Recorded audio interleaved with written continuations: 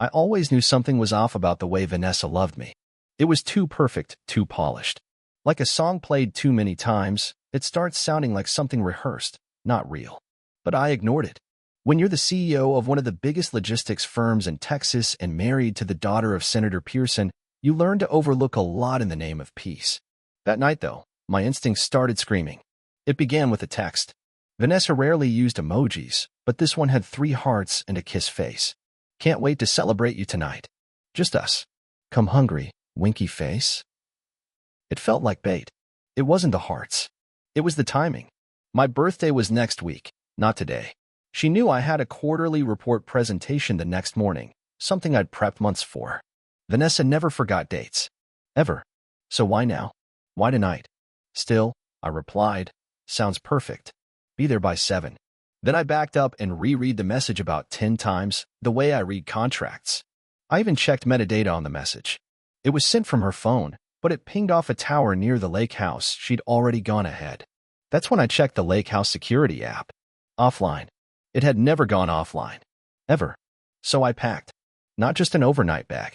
I slipped my Glock into the car's hidden compartment, made sure the license plate tracking system on my Lexus was deactivated, and brought along an encrypted recorder disguised as a watch, a prototype from a side project I'd invested in last year. When I pulled up to the lake house, the sun had just dipped below the horizon. The place looked beautiful, golden lights reflecting off the water, soft jazz playing through the open windows. Inside, I could see Vanessa moving around in a satin robe. Everything looked perfect. Too perfect. My phone buzzed again. A message from my assistant, Jake. D.A. Walsh canceled your lunch next week. Just FYI. Walsh never canceled. Not on me. I stepped out of the car slowly, scanned the tree lane. Nothing. I knocked once, then walked in.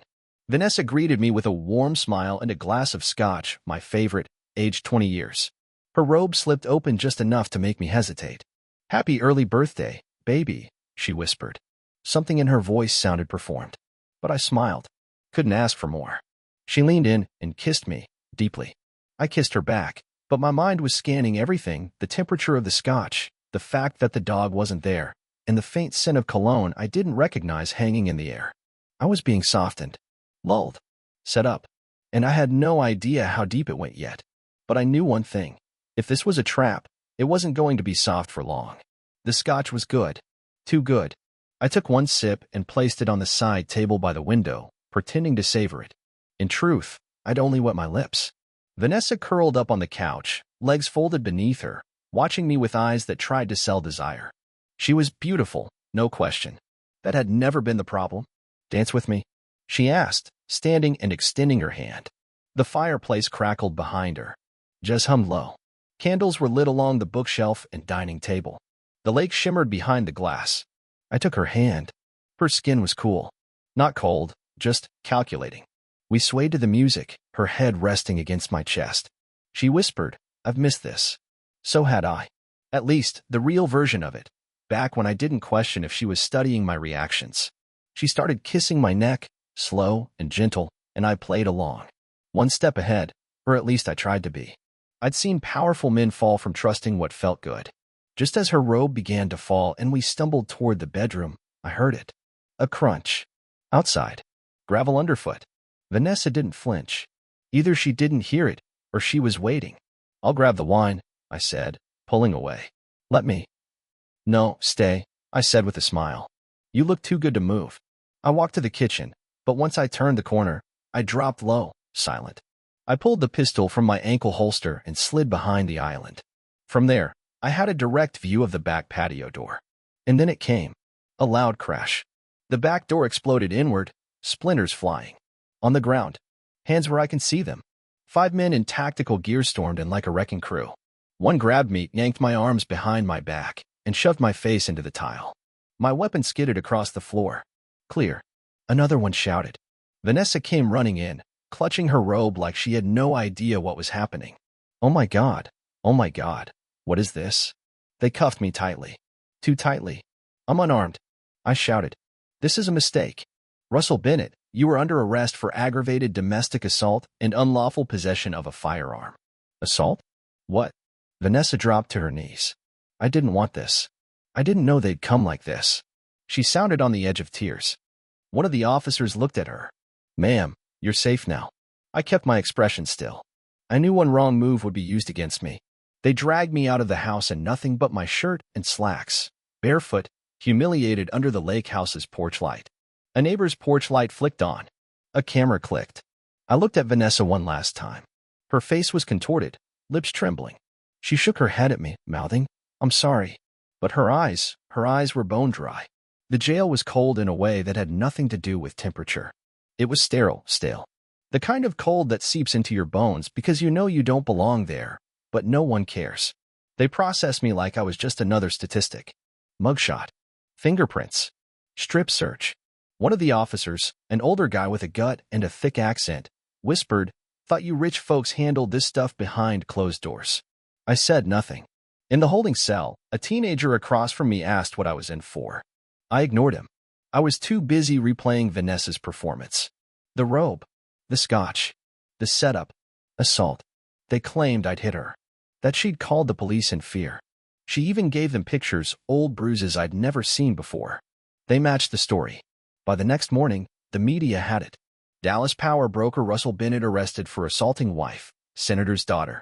My company's interim board called me within the hour to inform me I was being relieved of public duties pending internal review. My lawyer, David, came to see me that afternoon. At least, I thought he was my lawyer. "Russell," he said with a grave face, "this doesn't look good." "Don't insult me, David. You've seen the photos?" He hesitated. "Yes. I didn't touch her."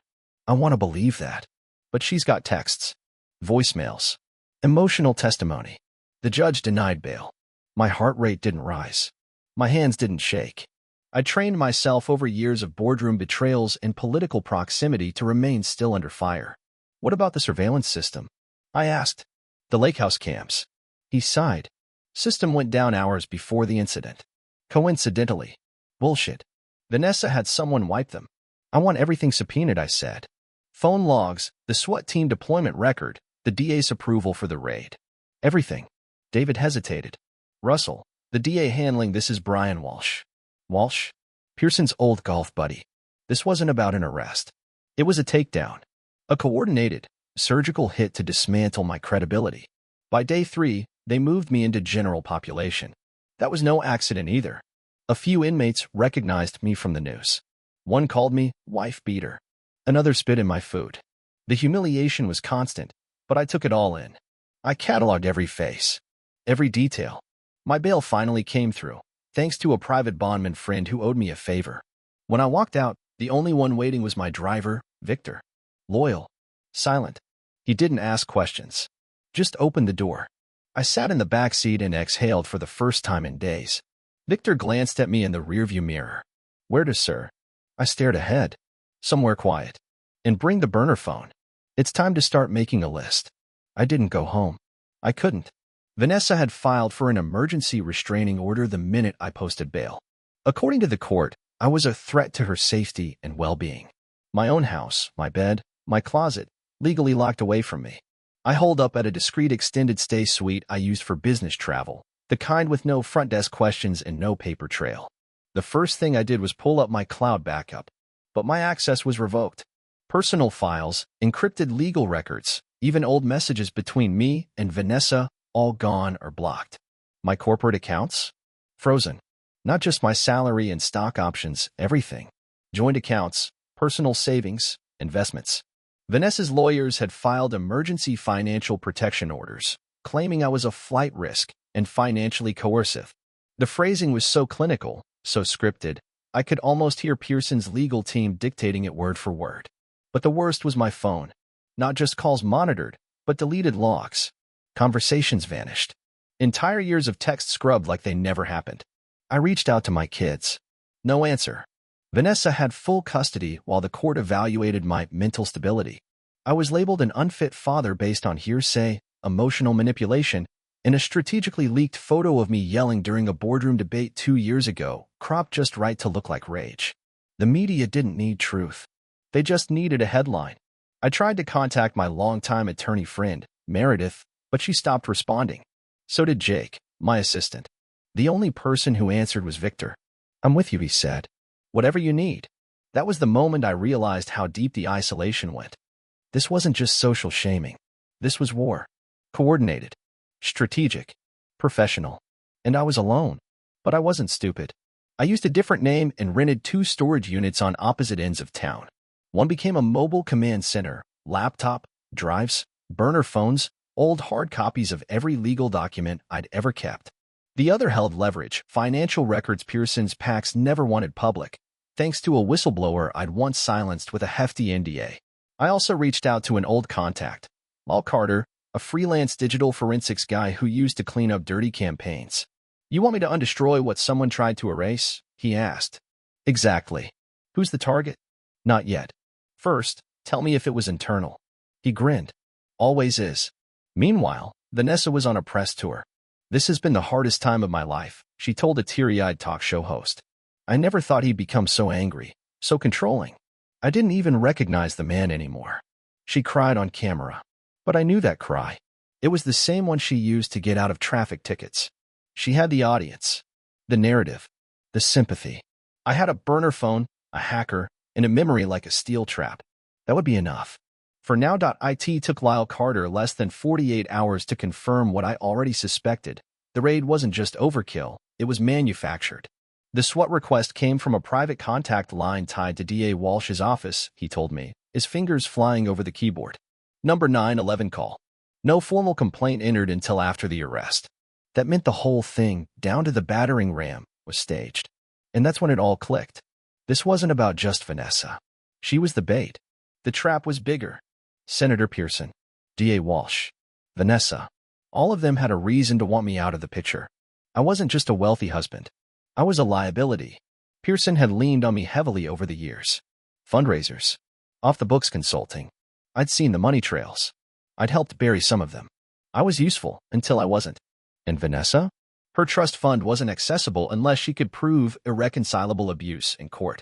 It was a clause hidden in a secondary trust codicil her father wrote himself. A clause I signed off on back when I believed marriage meant permanence. And Walsh? That snake had once begged me for campaign donations during his second run for DA. I'd contributed anonymously, of course, but I also had receipts. And now, he was using his office to block my every legal move. My attempt to file for temporary visitation with my kids? Denied. My request to enter our shared home to collect personal belongings? Denied. Every motion my replacement lawyer filed came back with the same polite but decisive stamp. Declined due to safety concerns. They were closing every door around me. But they didn't realize I had keys they didn't know existed. I sent a message through Lyle's channels to someone I hadn't spoken to in over 5 years, FBI Special Agent Carla Delgado. We'd crossed paths during a logistics fraud case years ago, when one of my subsidiaries helped flag a cartel front. She agreed to meet. Not at an office. At a diner. Old school. Delgado was blunt. "If what you're saying is true, it's a federal case. But if you're lying, or even exaggerating, I'll bury you faster than they can." "I have evidence," I told her. "And motive. You've been watching Pearson's financials." "I know you have." Her expression didn't change, but I saw it in her eyes. She was interested. Over coffee and dry toast, I slid over a USB drive. Leaked financials. PAC fund laundering. Private plane log showing Pearson meeting offshore Shell Corp directors during closed-door Senate sessions. She didn't speak for a full minute. Then she said, "You hold anything back, and I can't protect you." "I'm not asking for protection," I replied. "I want truth. And my children." Back at the suite, Lal called. "You're going to want to see this." A video. Lores, timestamped the night of my arrest. A grainy figure, Vanessa, handing off a folder to a man in a dark sedan. Facial recognition confirmed the man as Walsh's aide. I stared at the screen for a long time. Then I picked up my phone and dialed Victor. "Get ready. We're about to shift from defense to offense." The takedown began with a whisper. A burner Twitter account posted a redacted screenshot, just enough to spark curiosity, not enough to give up our hand. A midnight plane manifest with Pearson's name on it, next to a Cayman Islands holding company. The post didn't accuse anyone. It didn't have to. Within hours, the speculation machine kicked into gear. The next morning, Lyle pushed the next domino. A Dropbox link, anonymous, encrypted, circulated quietly among a few influential journalists. Inside, a trove of files. Wire transfers between PACs and dummy charities. Court scheduling irregularities tied to DA Walsh. A video clip of Vanessa rehearsing her victim statement 2 days before the incident, her face void of emotion as a staffer gave her notes. Then the final touch. A whistleblower op-ed submitted to the Dallas Chronicle under the pseudonym Glasshouse. It detailed years of manipulation by a certain senator, aided by a district attorney, to silence internal threats and remove inconvenient allies. It didn't name names, but every insider knew exactly who it was about. By the weekend, #PearsonGate was trending. Walsh went dark. Pearson's office released a bland, defensive statement. Vanessa? She doubled down. A coordinated smear campaign, she said on camera, eyes moist, voice trembling. But she was cracking. During the custody hearing, originally scheduled to be a rubber-stamp denial for me, something changed. Delgado walked into the courtroom. No uniform. No announcement. She sat quietly in the back row, but everyone saw her. Pearson's lawyers requested a delay. The judge denied it. My new legal team, 2 seasoned sharks from D.C., presented the court with digital forensics, manipulated metadata on Vanessa's photos. Voicemails allegedly from me had been spliced and reconstructed. The judge's expression shifted from boredom to barely concealed fury. Vanessa took the stand. And under cross, she broke. Not a total collapse. Just enough. She admitted confusion. Said she'd been advised to frame the narrative for her safety. Claimed she was misled by officials she trusted. She never used Walsh's name, but she didn't have to. After the session, Delgado met me in the hallway. You're winning, she said. But be careful. People like Pearson don't fall without trying to take others down with them. I nodded. I'm not just fighting for me. I want full custody. That'll be the judge's call. But keep doing what you're doing. A day later, federal investigators froze Walsh's accounts. Then came the arrest warrant. Pearson, cornered, held a press conference in a weak attempt to deny involvement. But as soon as Walsh was taken in cuffs from his office, Pearson's name trended again for all the wrong reasons. I watched it unfold from the same lake house where it started. This time, I wasn't being dragged out. I was watching the wreckage on a 70-inch TV with a whiskey in hand. Vanessa's public image was in freefall. The court finally granted me full, unrestricted custody pending final trial. I didn't smile. Not yet. Vanessa didn't show up to the final hearing. Her lawyer appeared alone, face pale and hands trembling as he requested a continuance on her behalf, citing emotional distress and pending federal investigations. The judge denied it, then granted me permanent full custody of my children. It was the only moment in months where I felt anything close to peace. But I wasn't done. Walsh was indicted on multiple counts of conspiracy and abuse of power. Pearson, faced with mounting evidence and public backlash, stepped down to focus on his family. Behind closed doors, I heard he cut a deal to avoid federal charges, threw Walsh under the bus and swore he knew nothing of Vanessa's lies. Vanessa tried to save herself next. She called me. I hadn't heard her voice in weeks. When I answered, there was no venom left. Just emptiness. I didn't know what else to do, she said. I was scared. You were greedy, I replied. And Pearson promised you the world. They told me you'd leave me, that you had someone else, that I had to protect myself first. Protecting yourself doesn't require setting fire to everyone around you. There was a pause. Then, I'm pregnant. I let that hang for a beat. With whose child? She didn't answer. I'm not shielding you, I said. Not in court. Not in public. Not in front of our kids. I know, she whispered. I don't want them to hate me. I almost said they didn't. But the truth was, they were old enough to understand betrayal. You can't erase that with bedtime stories and court-ordered therapy. When she turned herself in, it was with the understanding that she'd cooperate, testify against Walsh and any of Pearson's people still trying to cover their tracks. I didn't attend the sentencing. I stayed with my children instead. We moved out of Dallas. Not to hide, but to start over. A smaller house, no lake views or marble countertops. Just quiet. Space to breathe. A chance to rebuild trust in something real. I donated a significant portion of my assets to fund legal advocacy for falsely accused parents. Not because I was noble, but because I knew how easy it was to be erased with one lie. At night, I still check the locks twice. Still keep a burner phone in the drawer. Some wounds never close. They just stop bleeding. But my kids sleep peacefully now. They ask questions, sometimes. Why did Mom lie? Why did Grandpa hate you? I don't lie to them. I tell them the truth in doses they can handle. Because the truth is what saved me. And it's what I'll protect them with for the rest of their lives.